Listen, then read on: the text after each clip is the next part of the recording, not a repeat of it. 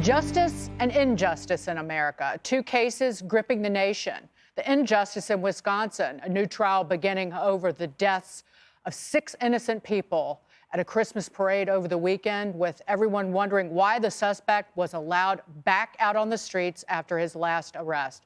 Then there is justice in Georgia, a jury there just finding all 3 men charged with Ahmaud Arbery's death guilty of murder, with the man who pulled the trigger being found guilty on all charges. We take a look at both, but first, Jeff Paul is at the courthouse in Georgia with more. Jeff?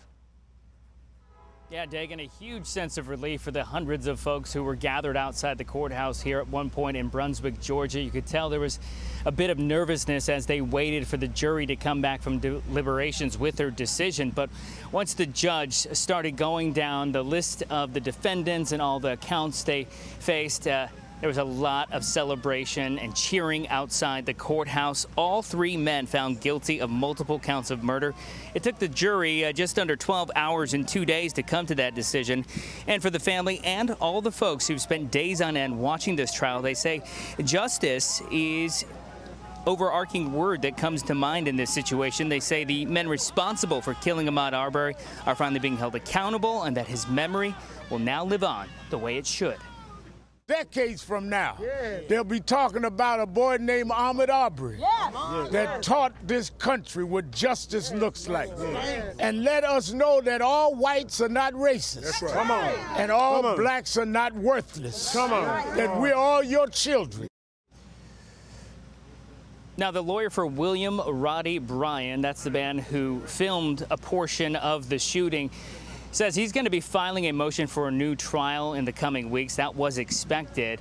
The judge, meanwhile, saying that sentencing could happen in a couple of weeks. But when you look at the severity of all these counts they were found guilty on, it's likely that all 3 men could spend the rest of their life in prison. Dagan? Jeff, thank you so much for that. Greg, very often the media and the left insert race where there isn't, where it's not an issue, but here it was. Yeah, I'm just glad that not all whites are racist. Yeah, Thank you. Thank you, Reverend. Wonder how Tawana Brawley feels. All right, so humans do like to group things, especially when incidents happen close together. For me, you have the Rittenhouse case and you have the Arbery murders. These are close together, but it shows you that if you pick the right filter, which is the filter of self-defense, you would have easily predicted the outcomes of both cases. Yeah. If you had used a different filter, like race, you wouldn't have. But if you use self-defense, obviously Rittenhouse, clearly self-defense. Arbery, obviously, clearly murder. The prism of self-defense would have told you how that would have panned out. But if you just looked at it through race, you would have seen the Rittenhouse case incorrectly. You would have been told erroneously that his victims were black and that it didn't matter if they were white because those were white guys protecting black protesters. None of this is real. And you might have gotten the Arbery case correct, but that would have been probably by luck. The point is you need to have more than one filter in life or you're going to be very, very confused. I feel great about this decision. The justice system worked, especially when the media went full on, as you suggest, racist, assuming that only white jurors only vote in a specific way, and they grouped in a bigoted, uniform, bigoted manner. And we know that this isn't true. And it shows you how every case is different. Every case is nuanced. Avoid these sweeping generalizations. Although my favorite take was from an organization, because right when a verdict happens, or the organizations will send out an email to you about, this is my favorite one. I won't say who this organization was. The verdict is a reminder of much needed reforms in our nation's legal system. So I was thinking, but what if it came back as not guilty? They would have had the same response. Mm-hmm. So hence, their actual response is inherently meaningless if you can use it or apply it anywhere. And Dana, the legal system worked in an incredible way. And it doesn't bring Ahmaud Arbery back. But the original prosecutor, Jackie Johnson, on this case, she was removed. The Georgia Bureau of Investigation took it over. Not only did she lose re-election, but she was brought up on charges by a grand jury related to her handling of it because, again, George... Well, what happened was, remember, because she passed. She was like, yeah, I'm not going to prosecute. Right. And then there was legitimate outrage about that, and eventually you get to this result. One thing that's also interesting is that we're celebrating Thanksgiving tomorrow as a country, and we give thanks for our nation and our system. And a trial by jury, sometimes it's slow and it takes a long time. It's been a year and a half. But you know what? It works.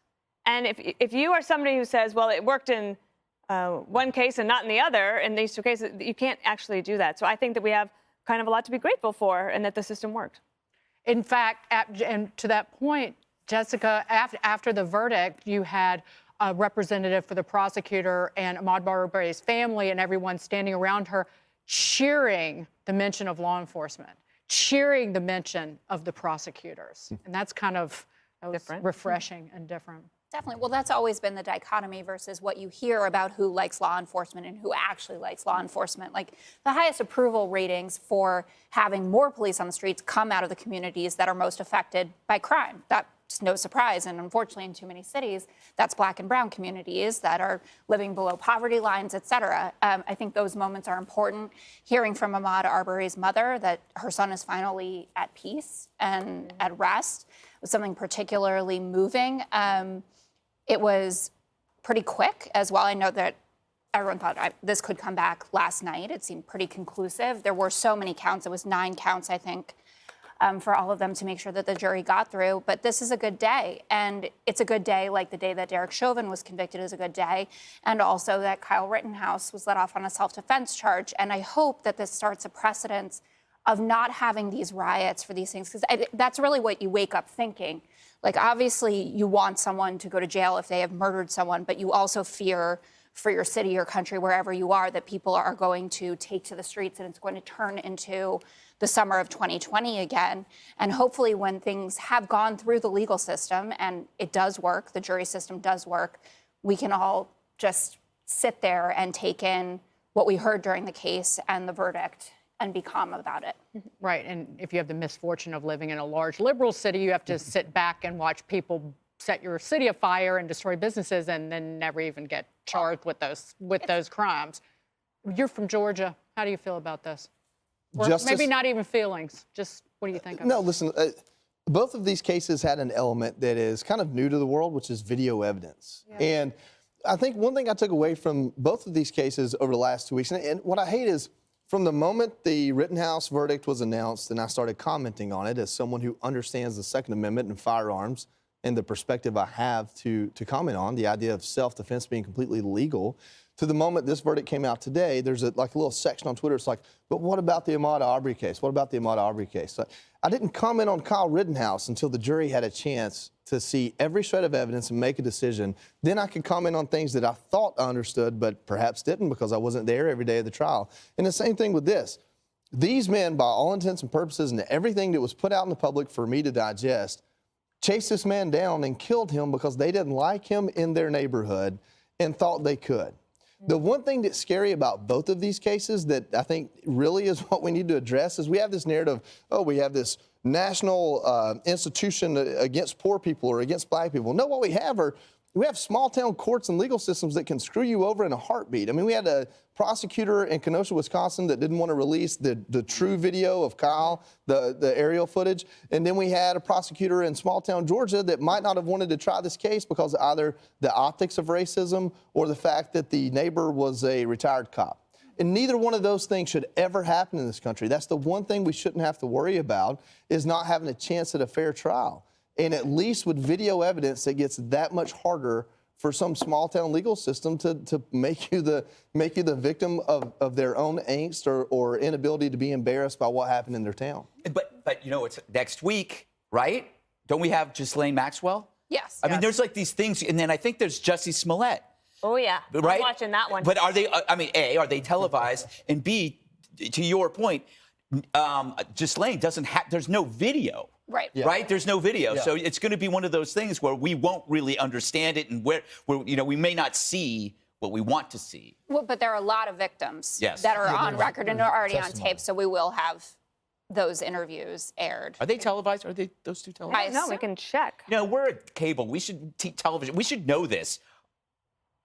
Oh, Maxwell isn't. Not. The voices in my head just told me. I know she wasn't, you know, now that she's been in prison, she won't have the hairdo, so I guess that works out to her advantage. I'm just glad you know how to say her name right. I would not have. I'm not I even don't think sure he's right. I don't think it is, but I don't want to venture a Ghislaine. guess. I know it's It's Ghislaine. It's Ghislaine? That's not as fun. No, it's not. Hey, Sean Hannity here. Hey, click here to subscribe to Fox News YouTube page and catch our hottest interviews and most compelling analysis. You will not get it anywhere else.